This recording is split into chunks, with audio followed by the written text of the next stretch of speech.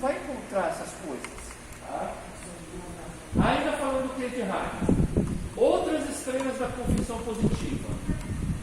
Benny Hinn, vem no Brasil direto, tá vivo aí. Ele escreveu um livro, virou um best-seller aqui no Brasil. Bom Dia, Espírito Santo. Quem tiver ele não vou falar para queimar. Eu tenho. Então, se você tiver ele só, por exemplo, eu tenho o livro, eu tenho a Bíblia, eu tenho aqui, é aqui para a gente, mas eu trouxe para mostrar para você, que é a nossa próxima heresia, livro do Mormon. A Bíblia dos Mormons é essa, eu tenho, mas eu nunca li ela, para mim, é só para trazer para os irmãos, mostrar como que é, tá? Se você tem esse livro, Bom Dia, Espírito Santo, deixa ele ali guardado, serve só para conhecimento, tá? Não leia ele e não aplique o que está escrito nele, tá? Ele é uma heresia. O Benny Hinn, ele é hoje, eu falei para o irmão Paulo que no Brasil hoje o maior herético é o Agenor Duque. Ele é o maior herege que tem no Brasil aí. Fora do Brasil é esse. Benny Hinn. Não é à toa que os meus são amigos. Não é à toa que o Agenor Duque chama ele direto para pregar aqui no Brasil. Tá? Benny Hinn.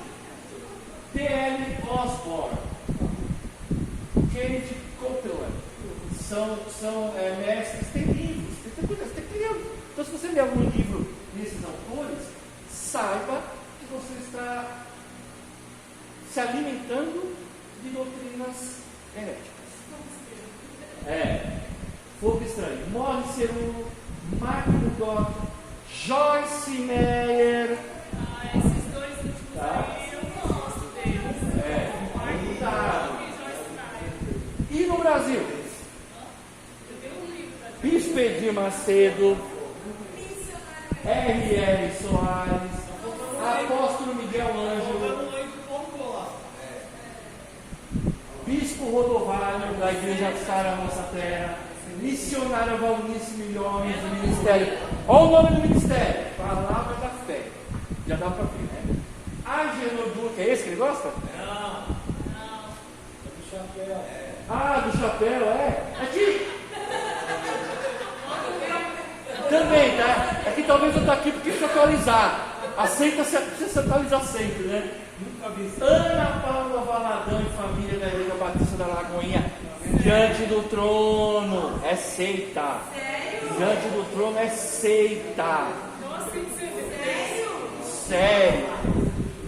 Tá? A Igreja Batista da Lagoinha é seita.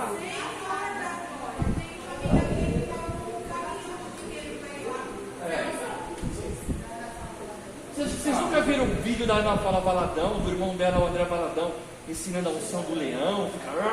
Nunca viram? Mas não é muito antigo não. 5, 10 anos talvez. Se vocês quiserem também pesquisar, se vocês não tiverem medo da verdade, pesquisem aonde foi a formação da Ana Paula Valadão e do André Valadão. Aonde eles se formaram, teologicamente falando. 90% da seita é nos Estados Unidos. Os Estados Unidos ele exporta muito isso aí. Quem? Ele cantor?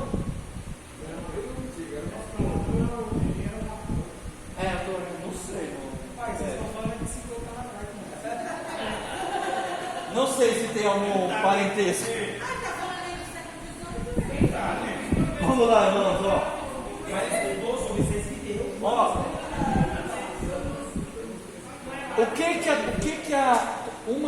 um dos alicerces da teologia da confissão positiva, que nós ouvimos falar muito como teologia da prosperidade, tá?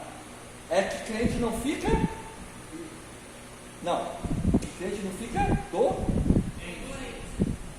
Vamos ver o fim dos pregadores da confissão positiva. O Kenyon faleceu vítima de uma maligna. O John Mingus, seu filho, Chris, morreu de câncer. Gordon Lindsay morreu do coração. O cunhado de Kenneth Hagin morreu de câncer. O mesmo aconteceu à sua irmã. Sua esposa foi operada e o próprio Hagin usou óculos até morrer. Daisy Osborne morreu de câncer jurando que havia sido curada. A esposa de Charles Capps fez tratamento médico de câncer. O profeta Kate Grayton morreu de AIDS. Todos esses aqui eram pregadores da confissão positiva, que fala assim: não, profetiza aí, passou doença, né? Decreta aí que você está curado. Todos eles morreram de Não é doença. estudo da graça, então. Hã? Não é estudo da graça. Oi. Então. Hoje em dia, a gente usa esse negócio na igreja. Sim, então quando a igreja tem livro, De profetizar. Por isso que eu disse que talvez vocês iam se identificar. Mas é errado profetizar a cura? Ungir alguém e a pessoa ser curada? Ungir, como que a Bíblia ensina? A Bíblia lá em Tiago, ela é bem clara. Ela fala assim: se alguém está enfermo, chame os presbíteros. É qualquer um? Chame os presbíteros. O presbítero vai ungir aquela pessoa, mas em nenhum momento o texto explica que é a unção que vai curar. É só a fé e a oração. O que é ungir? Ungir não é separar. Quando você unge um enfermo, vamos supor, alguém chega e fala: pastor, eu estou com algum problema, eu queria ser ungido, estou com uma doença, eu quero ser ungido. O pastor vai chamar os presbíteros da igreja, vai, né, pegar o potinho de óleo, vai ungir, vai orar. Naquele momento a unção está representando o seguinte: Senhor, está nas tuas mãos, se o Senhor quiser curar, o Senhor vai curar. Não é a unção não cura ninguém. É a oração, o texto é bem claro. A oração da fé. Diga, irmão. Referente aos pastores que o pastor aproveitou, a maioria deles faz parte da maçonaria.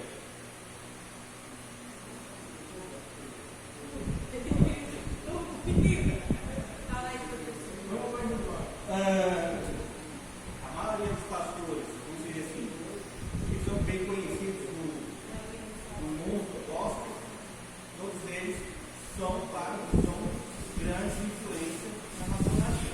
Sim. Eu estou pensando. Não, o que eu vou colocar para.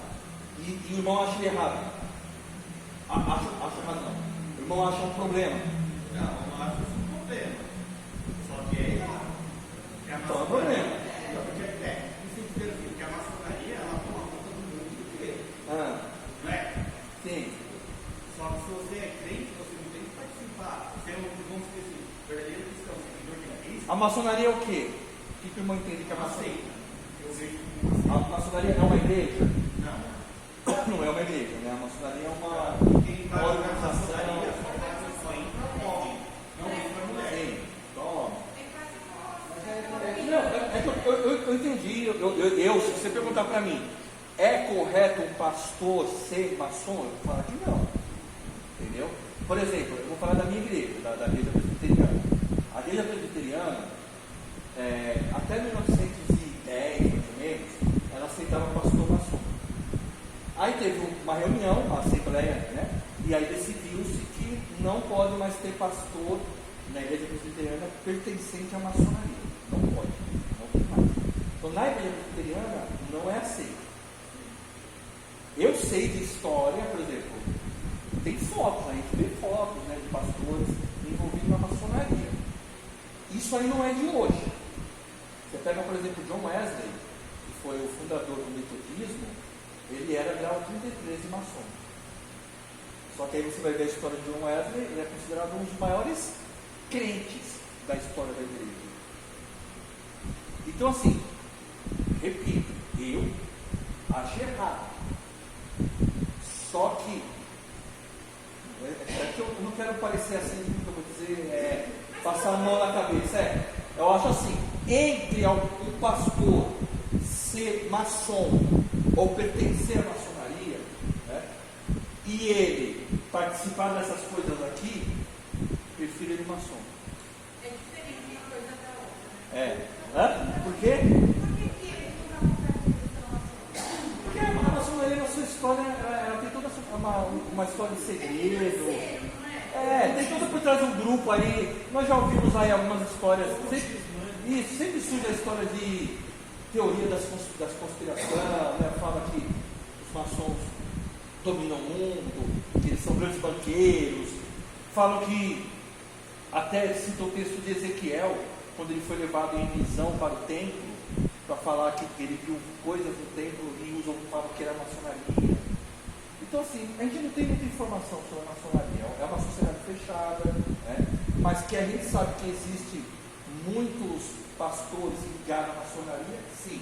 Mas tem um fundo histórico disso aí. Eu já contei para vocês aqui. Quando o Brasil foi descoberto, Portugal, Portugal sempre foi um país católico, certo? Tanto é que eles enviaram quem aqui primeiro para catequizar os índios? Os jesuítas. Os jesuítas eram uma ordem católica, certo? O Brasil foi descoberto em que ano? 1500. A reforma protestante foi em 1517, certo? 1517. Quando teve a reforma protestante na Alemanha, o Brasil tinha 17 anos de descoberta. Na Europa, você tinha lá uma guerra lá, né? Tinha Napoleão dominando a Europa toda, e o único país que o Napoleão não conseguiu conquistar foi a Inglaterra, porque a Inglaterra é uma ilha, então ela tem uma posição geográfica que facilita. É difícil você invadir uma ilha. E a Inglaterra era aliada de Portugal. E a Inglaterra já era país protestante. Quando a família real portuguesa precisou fugir do Napoleão e veio para o Brasil não passou a ser a capital do reino. Dom João VI, depois o filho dele, Dom Pedro I, Dom Pedro II, aí veio a independência do Brasil. O que aconteceu? Em 1808, Napoleão estava dominando lá. A Europa estava toda dominada. A Inglaterra só tinha um país amigo, Portugal. Só que o reino de Portugal, a sede estava no Brasil. A Inglaterra, como ela mandava, né, em Portugal, ela falou assim: abra os portos para nós, porque nós não temos ninguém para vender na Europa aqui, nós vamos vender para vocês. Aí Portugal abriu os portos, isso está nos livros de história, tá? Abriu os portos às nações amigas, tá assim, geralmente assim. Só que a única nação amiga é a Inglaterra. A Inglaterra veio e trouxe missionários protestantes para o Brasil. Só que o Brasil já era um país, por causa da influência dos jesuítas, católico.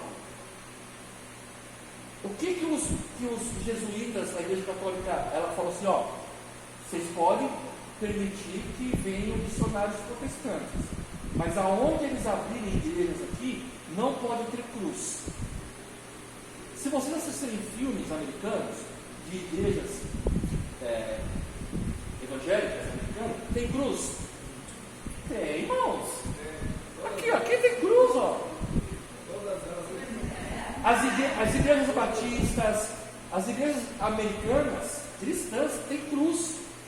Não é problema nenhum. Aí o que aconteceu? Você pode ver que toda igreja católica, geralmente, ela está numa praça, no centro da cidade ou num lugar mais alto, que é para dar destaque. E todas elas têm a cruz. Os católicos falam assim: ó, pode vir os protestantes, só que se eles abrirem igrejas aqui, não pode ter cruz. Por isso que as igrejas evangélicas brasileiras, aqui não, das é que tem a cruz, vazia, né? Por isso que as igrejas evangélicas brasileiras não têm cruz. O que é errado, deveria ter cruz. A cruz é um símbolo do cristianismo. Aí quem que abriu as portas para os primeiros protestantes terem lugar para pregar aqui no Brasil? Os maçons. As lojas maçônicas abriram as portas, receberam os missionários protestantes, deram guarida para eles. Por isso que tem uma ligação histórica entre os maçons e os protestantes, que cada igreja vai trabalhar de um jeito. Como eu disse para os irmãos, na igreja presbiteriana não pode. Se o pastor quer ser maçom ou ser pastor, ele tem que decidir. Ele não pode ser os dois. Tá? Então voltando aqui, ó. Rapidinho, irmãos. Será que Deus quer sempre curar todos os crentes enfermos? Você tem a cegueira do patriarca Isaac, você tem a articulação da coxa do patriarca Jó, você tem a doença estomacal de Timóteo, que Paulo manda tomar água misturada com vinho, você tem o espinho na carne do apóstolo Paulo. A gente não sabe o que é, mas né, tinha alguma coisa incomodando Paulo, né? E toda doença vem do diabo, como pregam os males do patriarca Jó, as pragas sobre o Egito, o cego de nascença. Então veja que nem toda doença, acho que se eu disser que alguma doença do diabo, talvez esteja sendo herético também, tá? Que seja feita a vontade de Deus ou do homem. Usar a frase, se for a tua vontade, em oração, parece espiritual e demonstrar atitude piedosa de quem é submisso à vontade do Senhor.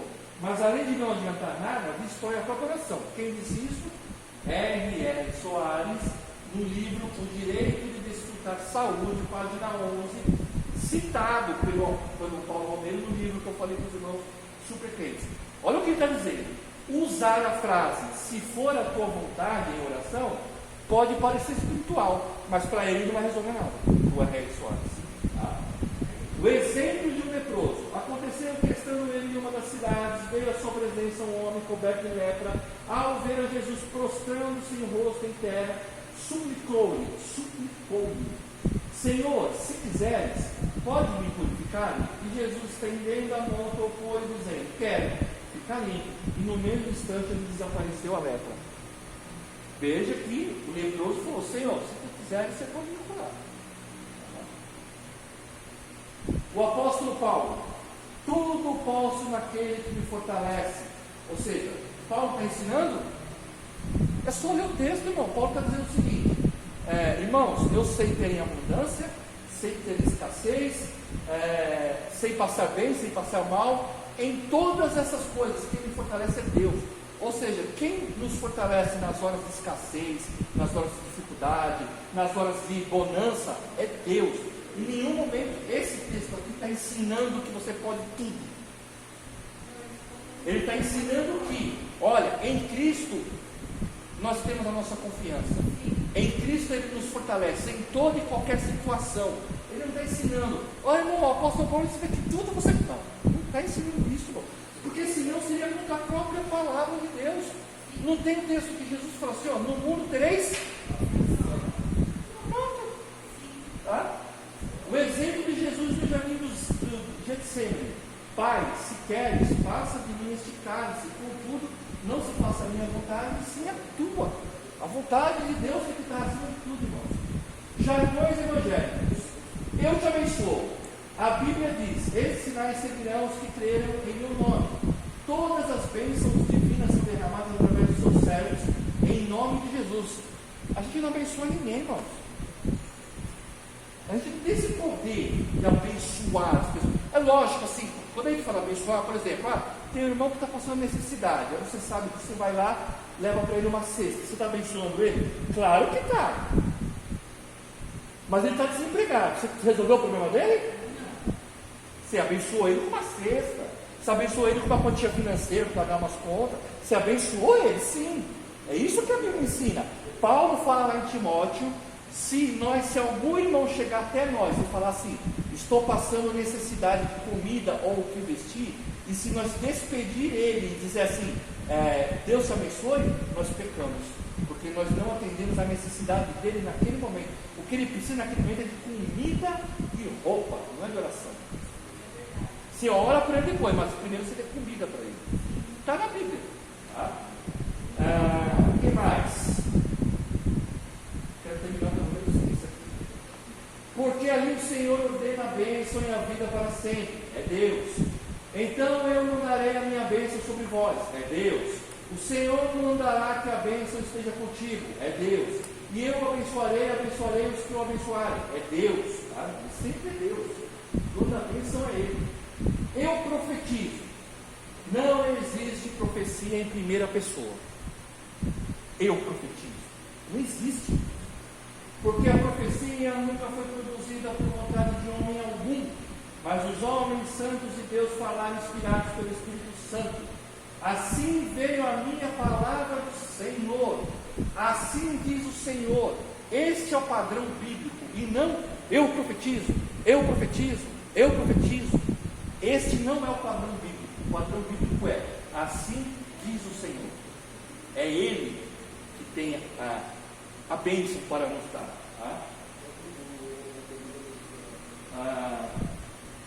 Continuando aqui. Ouve a palavra do Senhor, e venha a minha palavra do Senhor, diz o Espírito Santo.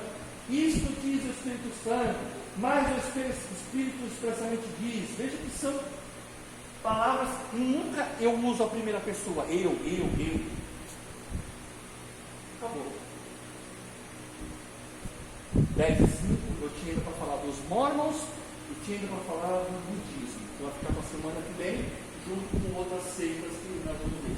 Então ainda faltam algumas seitas para a gente falar. Espiritismo é boa também, tá? Tudo bem, irmãos? Ó, uma vez um aluno perguntou assim para mim: mas a Bíblia diz que a nossa boca tem poder para abençoar e para amaldiçoar. Está escrito isso? Tá, mas vai lá e lê o texto.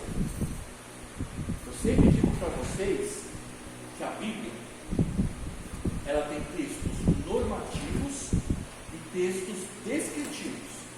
Qual é a diferença de um para o outro? Quando a Bíblia fala assim: não matarás, não adulterarás, é um texto normativo, é uma norma. Eu tenho que fazer isso, obedecer. Não posso fazer isso. Agora, quando a Bíblia conta, por exemplo, e Paulo teve um arrebatamento e foi até o terceiro céu, está ensinando que todo mundo vai até o terceiro céu? Não, ele está descrevendo uma história. Ele não está dizendo que todo mundo tem que subir até o terceiro céu. É um texto descritivo. É para a gente entender a experiência que o apóstolo Paulo teve.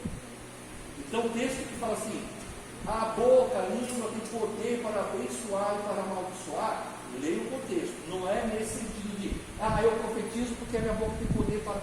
Não, sabe, fala sério. Se nós tivéssemos todo este poder, haveria crente desempregado na igreja? Haveria crente doente na igreja? Das duas, uma.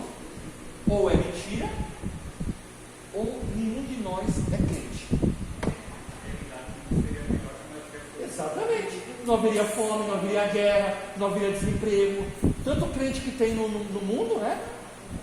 Por que que não serve? Por que o Ajacoduque, o do chapéu lá, que o irmão Paulo gosta, o boiadeiro, por que eles não foram nos hospitais na pandemia de Covid? Foram na porta dos hospitais orar pelos que morreram lá? Por que eles não foram profetizar lá a cura para eles? Não foi ninguém, né? Por que o do chapéu, quando levou a facada, foi para o Albert Einstein? Por que ele não falou assim: não, eu não vou para o hospital não. Eu não ensino para vocês, vocês vão orar por mim e eu vou ser curado. Mas não, correu para o Albert Einstein. Não foi para o SUS não, foi para o Albert Einstein. Por que ele não pediu para os servos dele orar, já que tem o poder? Vê se um desses, quando fica doente, chega para a igreja e fala: irmãos, eu preciso ser curado, orem por mim. Vai nada, ou vai para o Albert Einstein ou vai para o Sírio-Libanês, um dos dois. E os membros que se virem no SUS. Isso, abre o olho, vamos orar. Irmãos, lembrando que quem já quiser ir acertando aos poucos a formatura, procure a irmã Márcia, ela é responsável. Tá? Se vocês quiserem ir parcelando aí, está chegando no final, contagem regressiva. Hoje foi a segunda aula, 4, 8, 10 aulas só, viu? Falta só terminar o núcleo. Bom? Vamos orar? Bom, Beth, olha, irmão Beth.